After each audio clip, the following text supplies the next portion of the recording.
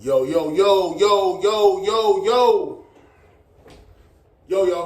What's good with it? It's the homie Mac. Each one teach one, peace and love. Reporting live from the Dogon. Thumbs up, give me the likes. Thumbs up, give me the likes. Yeah, this is another quick session of Mackin' with Mac. Book review series. Let's get straight to it. I will be reviewing the book Between the World and Me. See it? Between the World and Me. By none other than Ta-Nehisi Coates. This book, first of all, who is Ta-Nehisi Coates? Ta-Nehisi Coates is a world-renowned journalist, writer, he has been a correspondent on NBC, I believe, just overall brilliant mind. Really brilliant mind, really insightful, very much sage-like in his thinking, very poetic in his writing. I read this book in part because Toni Morrison said this is required reading. And then she also spoke to Ta-Nehisi Coates filling a void that none other than James Baldwin left. Those are very serious words. This book, Between the World and Me, give me 1 second. Between the World and Me.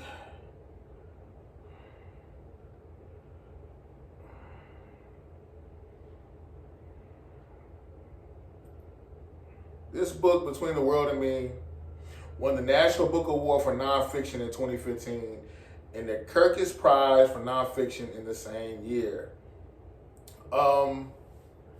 This is honestly the first piece of literature I've read from Ta-Nehisi Coates. Most of the time, I was actually introduced to him being a correspondent on NBC. I don't know if he's currently a correspondent, but he's been on there. He's talked, especially when it comes to race relations, things of that nature. I would say, let's get to the book. Let's get straight to it. The format of this book is in essence, essentially a series of letters. Letters that are written to his son. But I feel like that simplifies it. But in a basic format, yes, these are letters to his sons. Letters to his son. But the writing style is very poignant. It's very poetic. And I know that sounds cliche, but when you say things like, the craft of... hold up. My mother had taught me all those years ago the craft of writing as the art of thinking. Poetry aims for an economy of truth. Loose and useless words must be discarded. And I found that these loose and useless words were not separate from loose and useless thoughts. Bars. But yeah, this book, he's telling, I don't want to say this book is prophecy, but he's basically telling his son the things he will could potentially incur as an African-American male. From police brutality to how there's just a different set of rules. There's attacks on blackness. The worst will often be assumed to you. Your body is under attack. One of the things the language that he used in this book, throughout this book, he referenced body. My body. I had to secure my body. I had to protect my body. When I was in Baltimore as a kid, I had to protect my body. And in essence, body is the highest currency or personage. Or not on, well, let me say this. Your body is a great currency to your personage. Your body houses your mind, your spirit, your soul. Your body is everything that makes you you. Your body houses it. Your body, again, how it houses your spirit. And I like how he used body to show, at the end of the day, that's what's under attack. Our minds via how there's interplay between mind and body.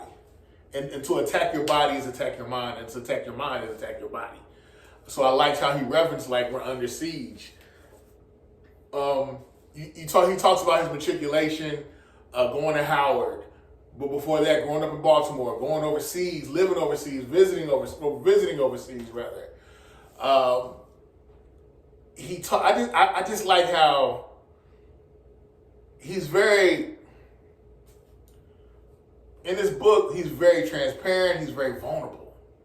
I like how he talks about how I was at Howard and I saw all these different incarnations and variations of blackness, how you got the brothers and sisters that are tapping into black consciousness. So they're reading the Dr. Yosef Ben Yochanan books. They're reading the Kwame Ture think pieces, Stokely Carmichael, if you will. They're reading Huey Newton. They're reading Angela Davis. They're on their intellectual pursuit. And then how he talked about the Qs being on campus, and how there are black people that are from Senegal, from Eritrea, from different parts of the globe. So he referenced Howard as the Mecca.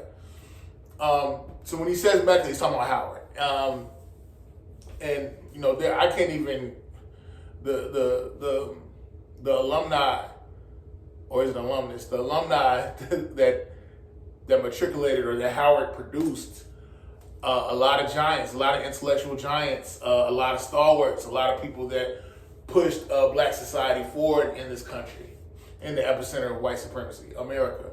I like how you can see his evolution from being a child to being at Howard to being out and about as a writer. How he was talking about, I pretty much was daylighting as a writer, not daylight, moonlighting, telling people, hey, I'm a writer, not necessarily making a living off of it, but you see his grind, how he evolved, and I think it was a beautiful thing. I feel like a lot of times fathers, they try to seem like these perfect figures that have never made mishaps in life.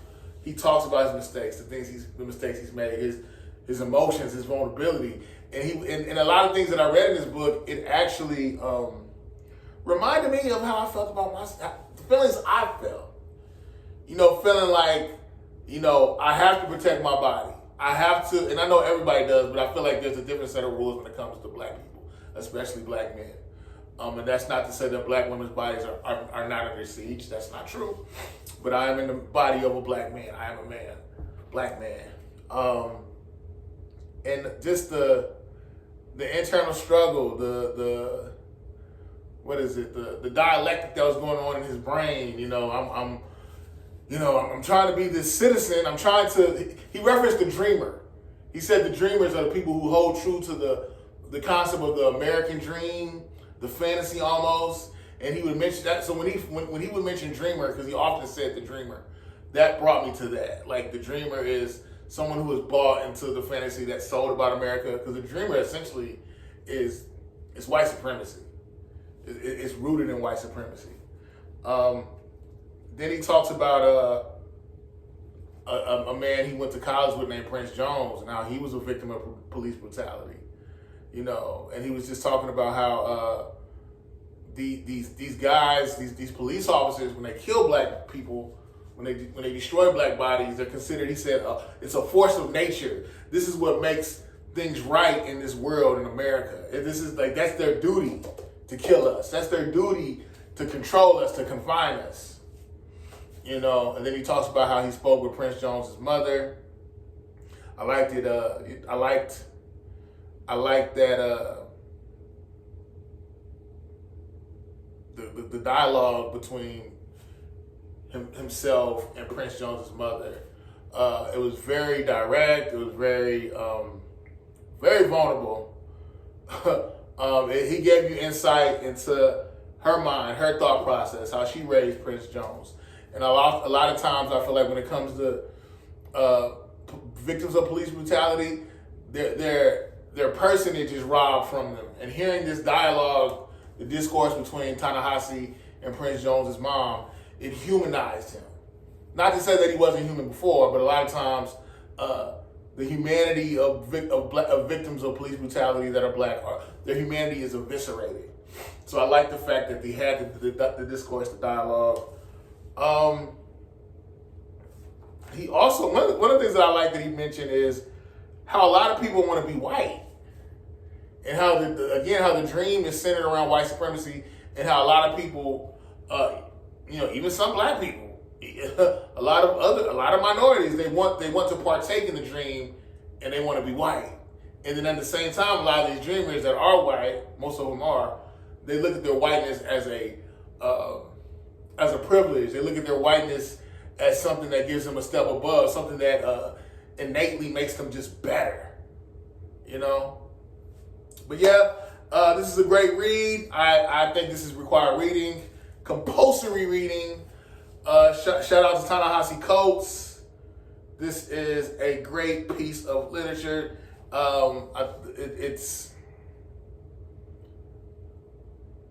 I think it really centers a lot of the black struggle that's going on in the 21st century, that's going on in the present day.